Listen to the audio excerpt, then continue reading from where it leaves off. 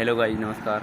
देखिए, हमारे पास आया है पॉपुलर का मिक्सर ग्राइंडर, जो कि इसको रिपेयर करना था। इसमें प्रॉब्लम क्या आ रही है, ये देख पा रहे हैं आप। यहाँ से पूरी कॉइलें भस्ट मार गई हैं, देख पा रहे हैं। भस्ट मार जाने के कारण अब ये एक एल्युमिनियम वाइंडिंग में है भी, इस वजह से ज़्यादा भस्ट मार गया। ये बार बार भस्ट मार रहा है, तो इसको हम क्या करेंगे, इसका आज हम पूरा मोटर ही चेंज करेंगे और आपको नेक्स्ट वीडियो में चेंज करके दिखाऊँगा।